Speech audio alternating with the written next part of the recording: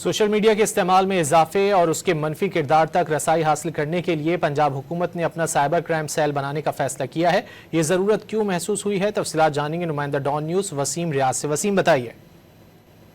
گزشتہ روز ایک اجلاس جو ہے وہ طلب کیا گیا جس میں وزیر اعلیٰ پنجاب مریم نواز نے یہ فیصلہ کیا کہ پنجاب میں سوشل میڈیا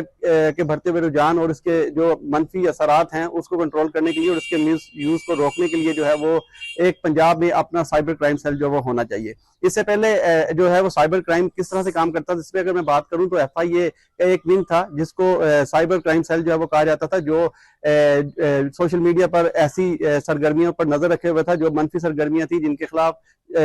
ہزاروں کی تعداد میں شکایات جو ہیں وہ موصول ہوتی تھی، لیکن یہ ونگ پراپر طریقے سے کام جو ہے وہ نہیں کر سکا۔ کچھ جو ہے وہ نفری کی کمی تھی، کچھ مسائل اور بھی تھے، اور اس کے علاوہ یہ جو ونگ ہے یہ فیڈرل وفاقی حکومت کے انڈر جو ہے وہ آتا ہے، جس کی وجہ سے پنجاب حکومت کو جو ہے وہ اس کے ذریعے کام کروانے سے جو ہے وہ کافی مشکلات کا سامنا تھا۔ اب یہ جو ہونے والی میٹنگ ہے اس میں یہ فیصلہ کیا گیا ہے کہ پنجاب میں ایک الگ سے سائبر کرائم کا ونگ جو ہے وہ ہونا چاہیے جو ایسے تمام کیسز کو دیکھے، اور ذرائع کا یہ بھی کہنا ہے کہ یہ ونگ اس لیے بنایا جا رہا ہے کیونکہ سوشل میڈیا کے استعمال جو ہے وہ بہت ہی زیادہ بڑھتا جا رہا ہے اور اس میں منفی اس کا رجحان یا اس کا مس یوز جو ہے وہ بہت ہی زیادہ ہے۔ تو ایسے واقعات کی روک تھام کے لیے اور اس پر تیزی سے عمل درآمد کروانے کے لیے جو افراد ان منفی سرگرمیوں میں ملوث ہوں گے ان کے خلاف